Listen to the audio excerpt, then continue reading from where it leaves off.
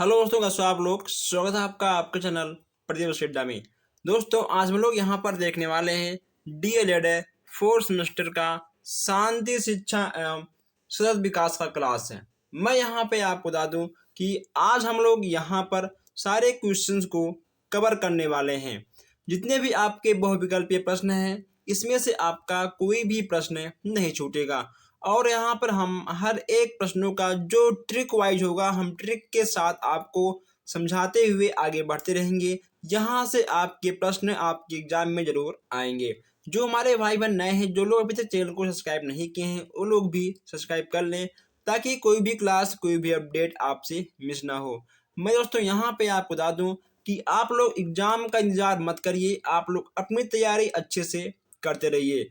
चलिए फिर आप लोग एक बार वीडियो को शेयर कर दीजिए और आप एक बार पेन और एक कॉपी लेकर बैठ जाइए। जो क्वेश्चंस आपको नया लगे आप उसको नोट करते हुए आगे बढ़ते रहिए। चलिए हम लोग देखते हैं आज का पहला प्रश्न। देखिए दोस्तों, यहाँ पे आपको दिख रहा है डीएलएड फोर्थ सेमेस्टर शांति शिक्षा एवं सतत विकास। ठीक है, आज का यहाँ पे आपका पहला प्रश्न है कि शांति के लिए प्रमुख अभिवृत्ति है। शांति के लिए प्रमुख अभिवृत्ति की बात की जा रही है। इसमें आपको चार ऑप्शन देखने को मिल रहे हैं: लैंगिक समानता या अहिंसा या सह अस्तित्व या उपरोक्त सभी। इसमें से आपका क्या होगा, ये यहाँ पे आपको बताना है। अगर हम बात करें इसके आंसर की, इसमें आपका हो जाएगा उपरोक्त सभी, यानी आपका द वाला बिल्कुल सही हो जाएगा। अब यहाँ हम देखते हैं दूसरा प्रश्न। दूसरा आपका है यहाँ पर शांति की शिक्षा की प्रमुख आवश्यकता है। शांति की शिक्षा की प्रमुख आवश्यकता की बात यहाँ पे की जा रही है। और जब यहाँ पे आपसे आवश्यकता की बात की जाएगी, यहाँ पे आपको क्या होगा, पर्यावरण प्रेम के लिए या वैश्विक विकास के लिए, अंतरराष्ट्रीय शांति के लिए या उपरोक्त सभी। इसमें आपका क्या होगा, अगर हम बात करें आंसर की, तो शांति की बात आएगी तो आपका दा वाला बिल्कुल सही हो जाएगा, यानी आपका होगा उपरोक्त सभी। नेक्स्ट यहाँ पे आपका है कि शांति कौशलों के आधार हैं। शांति के कौशलों के आधार के बारे में यहाँ पे आपसे बात की जा रही है। तो इसमें आपका क्या होगा, सामाजिक मूल्य, शिक्षा, सृजनात्मकता या उपरोक्त सभी। और अगर हम शांति कौशल की बात करें तो सामाजिक भी आवश्यकता है, शिक्षा भी आवश्यक है, यानी आपका हो जाएगा उपरोक्त सभी। दा वाला आपका बिल्कुल सही हो जाएगा। आगे आपको देखने को मिलेगा शांति अभिवृत्ति कौन सा है। शांति अभिवृत्ति की बात यहाँ पे की जा रही है।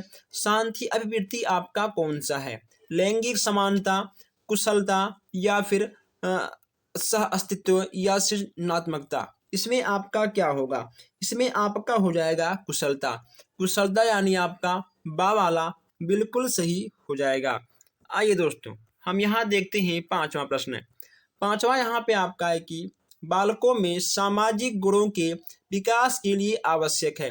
बालकों में सामाजिक गुणों की बात यहाँ पे की जा रही है। शांति शिक्षा या हिंसा या आतंकवाद या सांप्रदायिकता। इसमें से आपका क्या होगा, बालकों के सामाजिक गुणों के विकास की बात की जा रही है। तो देखिए दोस्तों, एक अच्छे बालक का विकास तब होता है जब उसका वातावरण, उसका घर परिवार, उसका समाज अच्छा होता है, तभी एक बालक का अच्छा विकास होता है। इसमें आपका हो जाएगा शांति शिक्षा। ठीक है, शांति शिक्षा का गुण होना बहुत ही आवश्यक है। अहिंसा दोस्तों होगा, मारपीट होगा, ठीक है, आपके आतंकवाद आएंगे, ये सब कहीं ना कहीं निगेटिव हो जाएंगे बच्चों के लिए। बच्चों को पॉजिटिव वे में लेके जाना है, तो आपका शांति शिक्षा यानी आपका आ वाला बिल्कुल सही हो जाएगा। आइए यहाँ पे आपका नेक्स्ट है सातवां, यहाँ पे आपका छठवां है। छठवां यहाँ पे देखने को आपको मिल जाएगा, क्रिस्मर के अनुसार किस प्रकार के व्यक्ति अच्छी मांसपेशी वाले होते हैं। अब यहाँ पर आपसे अच्छी मांसपेशी की बात की जा रही है। दोस्तों, जब भी यहाँ पे आपसे अच्छी मांसपेशी की बात की जाएगी, आपको प्रश्नों को पढ़ना है, आपको तुरंत अपना पेन लेना है, तुरंत आपको आ वाले पे टिक कर देना है। ठीक है, एथलेटिक आपके बा वाले, सॉरी दोस्तों, आपको बा वाले पे टिक कर देना है। बहिर्मुखता का प्रमुख विशेषता कौन सा है, शंका का अभाव, बाहरी संसार से लगाव, सामाजिक सद्भावना, दोनों में से कोई नहीं। इसमें से आपका क्या होगा? यहाँ पर यहाँ पे आपका 7वां है, इसमें आपका क्या होगा? इसमें आपका हो जाएगा बाहरी संसार से लगाव। क्या होगा आपका? बाहरी संसार से लगाव, यानी आपका बा वाला बिल्कुल सही हो जाएगा। अब यहाँ हम देखते हैं 8वां प्रश्न। 8वां आपका है सहमति जनता का प्रमुख विशेषता की बात यहाँ पे आपसे की जा रही है। शंका का भाव, सहयोग की भावना, सामाजिक सद्भावना या उपरोक्त सभी, इन चारों की बात यहाँ पे की जा रही है। इन चारों में आपका सबसे अच्छा कौन सा होगा? जब इन चारों की बात की जा रही है तो इन चारों में आपका ये तीनों सही हो जाएंगे, यानी आपका उपरोक्त सभी बिल्कुल सही हो जाएगा। नेक्स्ट यहाँ पे आपका है कि बच्चों को सुयोग्य नागरिक बनाया जा सकता है। अगर आपको बच्चों को सुयोग्य नागरिक बनाना है तो आपको क्या करना चाहिए? गुणवत्तापूर्ण शिक्षक द्वारा, नैतिकता का पाठ पढ़ाने से, या सद्गुणों का विकास करने से, या उच्च कोटि की प्रार्थना करवाने से। दोस्तों, उच्च कोटि की प्रार्थना करवाने से इसका कोई संबंध नहीं है, ओके दोस्तों, क्योंकि प्रार्थना करने से कुछ नहीं होने वाला है। और अगर आप सबसे योग्य टीचर ले आए तभी कहीं ना कहीं उतना अच्छा नहीं है, लेकिन दोस्तों नैतिकता का पाठ पढ़ाने से भी उतना असर नहीं देखने को मिलेगा। लेकिन दोस्तों जब यहाँ पर सद्गुणों का विकास होगा तो ये आपकी तीनों इसी अंडर में आ जाएंगे, यानी आपका सा वाला बिल्कुल सही हो जाएगा। ठीक है, चलिए नेक्स्ट यहाँ पे आपका है मध्यवर्ती घर है। मध्यवर्ती घर है बुद्धि, प्रेरणा, अभिबुद्धि या उपरोक्त सभी। 10वां यहाँ पे आपसे कहा जा रहा है, इसमें आपका हो जाएगा उपरोक्त सभी, यानी आपका इसमें दा वाला बिल्कुल सही हो जाएगा। चलिए दोस्तों, यहाँ पर हम लोग 10 प्रश्न देख चुके हैं। जो हमारे भाई बहन अभी तक चैनल को सब्सक्राइब नहीं किए हैं वो लोग सब्सक्राइब कर लें ताकि कोई भी क्लास आपसे मिस ना हो। 11वां यहाँ पे आपका है कि क्रेस्मर ने व्यक्तित्व के कितने प्रकार बताए हैं? क्रेस्मर ने व्यक्तित्व के कितने प्रकार बताए हैं आपको ये बताना है। 4, 2, 3 या 5। क्रेस्मर ने व्यक्तित्व के कितने प्रकार बताए हैं? अगर हम बात करें आंसर की, इसमें आपका आ वाला बिल्कुल सही हो जाएगा। 12वां आपका है स्वभाव से संवेदनशीलता, नाजुक बौद्धिक व्यक्तित्व होते हैं। 12वें की बात यहाँ पर हम कर रहे हैं, इसमें आपका हो जाएगा सा। ठीक है दोस्तों, सा वाले पे आपको नोट कर लेना है और आगे बढ़ते रहना है। सबसे अच्छा क्वेश्चन, सबसे प्यारा क्वेश्चन है। आदतें कितने प्रकार की होती हैं? आदतें कितने प्रकार की होती हैं? कोई ना कोई आदत हर किसी के अंदर है, चाहे आप हो, चाहे हम हैं, चाहे कोई भी हो। 3 प्रकार की होती हैं, 2 प्रकार की होती हैं, या 4 प्रकार की होती हैं, या 5 प्रकार की होती हैं। आपको बताना है कि आदतें कितने प्रकार की होती हैं। अगर हम यहाँ पर बात करें प्रश्नों की तो यहाँ पे आपका हो जाएगा 2 प्रकार से। कितने प्रकार से? आदतें आपकी 2 प्रकार की होती हैं। नेक्स्ट यहाँ पे आपका है कि सत्य बोलना एवं पवित्र जीवन व्यतीत करना। सत्य बोलना एवं पवित्र जीवन व्यतीत करना, यह आपका किसके अंतर्गत आएगा? आंतरिक आदत, नारी मंडल संबंधित आदत, भावना संबंधित आदत, या नैतिक आदत, किसके अंतर्गत आएगा ये यहाँ पे आपको बताना है। इसमें आपका हो जाएगा नैतिक आदत। ठीक है दोस्तों, देखिए सत्य बोलना यह आपका नैतिक विचार है।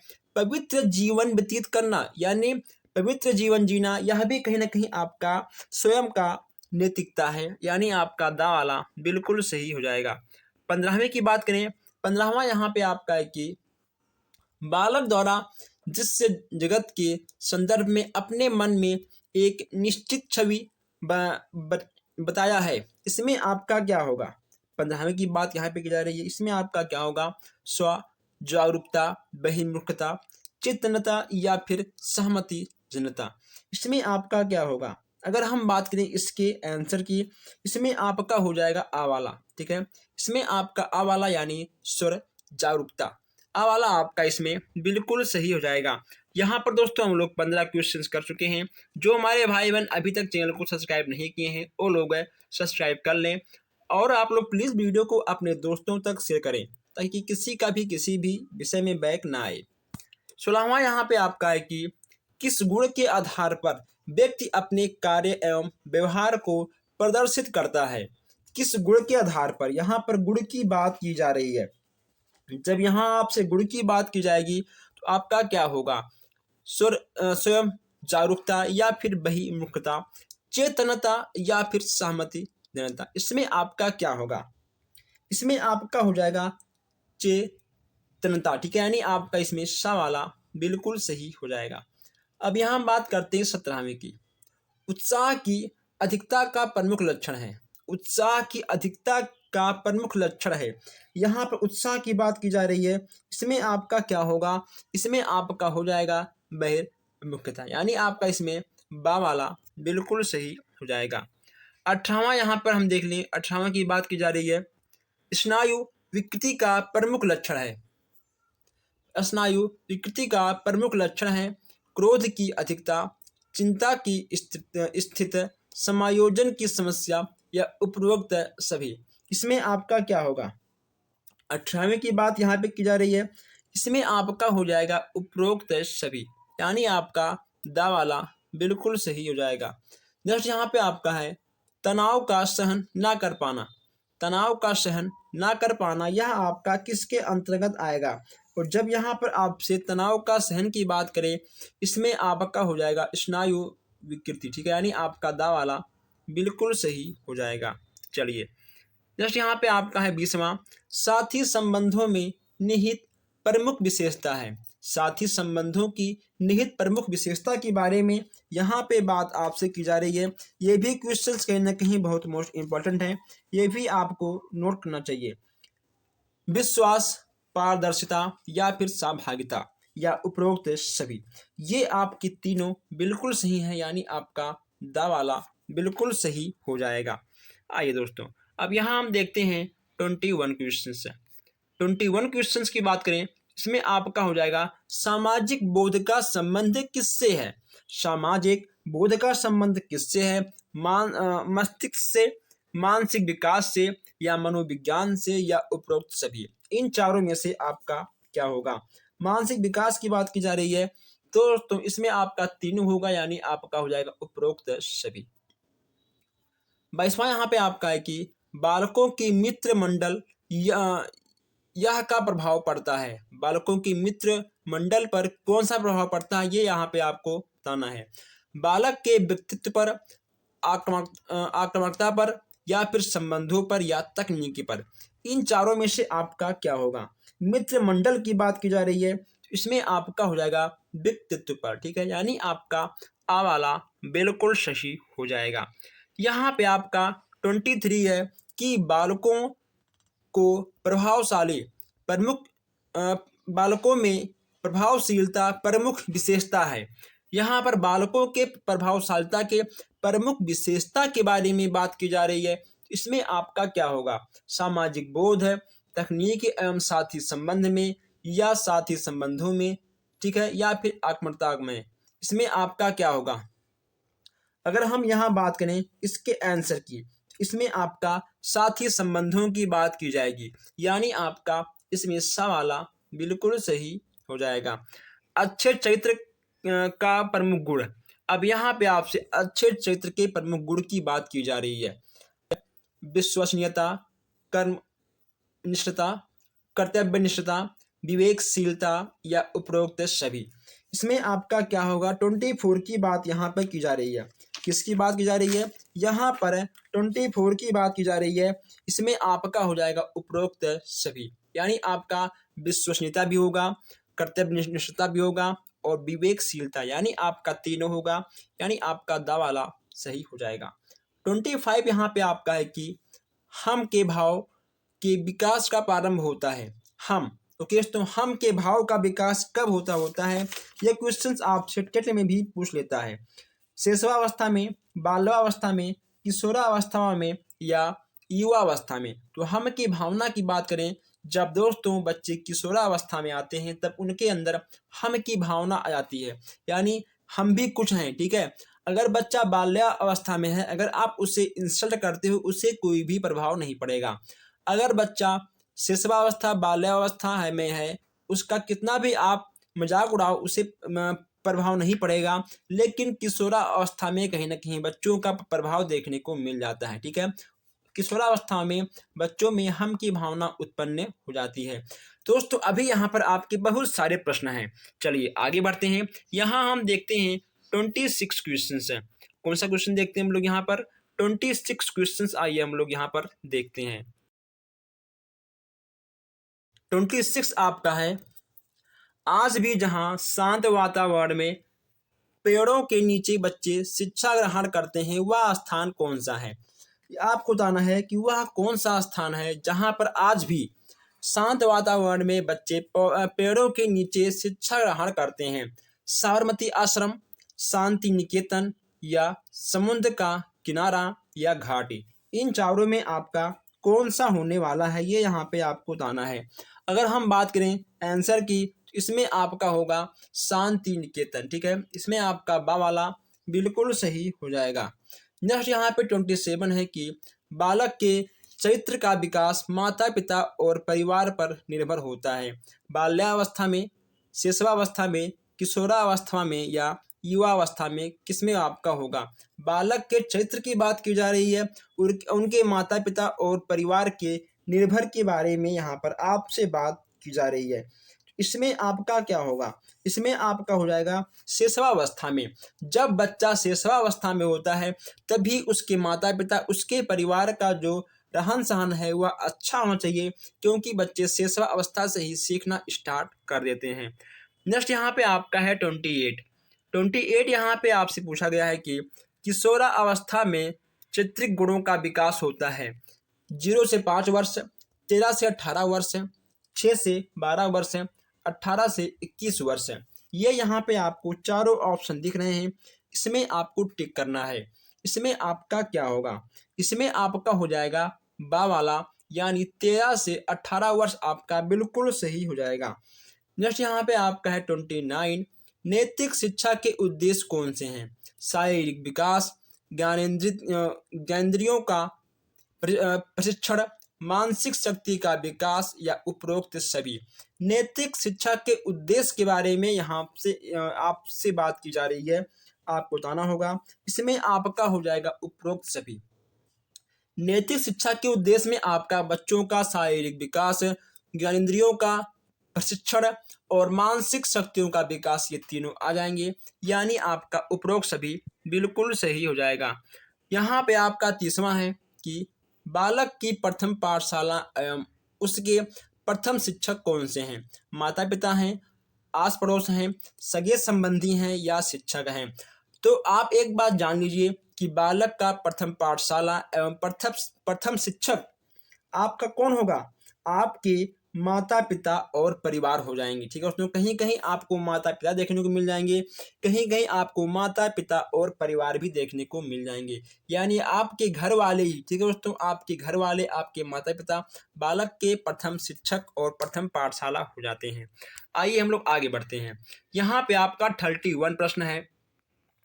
31 यहाँ पे आपका है कि चैत्रिक गुणों में सामाजिक कौशलों की शिक्षा मिलती है, तकनीकी द्वारा, या फिर सहयोग एवं सहभागिता द्वारा, संप्रेषण द्वारा, या अहिंसा के द्वारा। इन चारों में आपका क्या होगा? इन चारों में आपका क्या होगा? इसमें आपका हो जाएगा सहयोग एवं सहभागिता के द्वारा, यानी आपका बा वाला बिल्कुल सही हो जाएगा। ठीक है, जो क्वेश्चन दोस्तों आपको नया लगे आप उस क्वेश्चन को नोट कर लीजिए, ठीक है, ताकि आपको कोई भी समस्या ना हो। चलिए नेक्स्ट यहाँ पे आपका है 32, व्यवहारवाद का प्रमुख प्रवर्तक माना जाता है। व्यवहारवाद के प्रमुख प्रवर्तक कौन है, ये यहाँ पे आपको बताना है। अगर हम दोस्तों बात करें वाटसन की, या फिर मैक्स मेयर की, या एल्बर्ट की, या टालमैन की, तो इसमें आपके हो जाएंगे वाटसन। ठीक है, वाटसन जी आपके व्यवहारवाद के प्रमुख प्रवर्तक हो जाएंगे, यानी आपका आ वाला बिल्कुल सही हो जाएगा। चलिए नेक्स्ट यहाँ पे आपका है कि 33, जॉन वाटसन का जन्म कब हुआ था? 1877, 1878, 1879, 1818। ठीक है, इसमें आपका क्या होगा? अगर हम बात करें आंसर की, इसमें आपका होगा बा वाला। ठीक है, इसमें आपका बा वाला बिल्कुल सही हो जाएगा। व्यवहारवाद में सर्वाधिक महत्वपूर्ण कौन है? व्यवहारवाद में सबसे अधिक महत्वपूर्ण कौन है? यहाँ पे आपको बताना है उद्दीपन, अनुक्रिया, आ और बा दोनों या दोनों में से कोई नहीं। ये चीज यहाँ पे आपको बताना होगा। व्यवहारवाद की यहाँ पर बात की जा रही है। 34 आपका है ये, ठीक है दोस्तों। चलिए, इसमें आपका उद्दीपन और अनुक्रिया में से कौन सा होगा? इसमें आपका हो जाएगा आ और बा दोनों, यानी आपका उद्दीपन और अनुक्रिया दोनों बिल्कुल सही हो जाएगा। आ और बा दोनों आपका हो जाएगा, ठीक है। चलिए आगे बढ़ते हैं। 35 अनुकूलित अनुक्रिया के सिद्धांत के प्रतिपादक कौन है? पावलॉक हैं या फिर थॉर्नडाइक हैं, मैक्स मेयर हैं या फिर टालमेन है। इसमें आपका क्या होगा? जब यहाँ पे आपसे अनुकूलित अनुक्रिया सिद्धांत के प्रतिपादन की बात की जा रही है तो आपको दोस्तों बिना कुछ सोचे समझे पावलॉक पर टिक कर देना है, यानी आपका आ वाला बिल्कुल सही हो जाएगा। दोस्तों अगर आपको किसी भी क्वेश्चन में डाउट होता है तो आप कमेंट बॉक्स में हमसे पूछ सकते हो, या फिर आप को डिस्क्रिप्शन में व्हाट्सएप ग्रुप मिल जाएगा, आप वहां से भी आकर हमसे किसी भी क्वेश्चंस के बारे में या किसी भी समस्या के बारे में हमसे डिस्कस कर सकते हो। दोस्तों बस आज के लिए इतना ही। हम मिलते हैं फिर आपसे नेक्स्ट क्लास में, और आप लोग अधिक से अधिक क्लास को शेयर करिएगा। जो हमारे भाई बहन नए हैं वो लोग चैनल को सब्सक्राइब भी कर लें। धन्यवाद।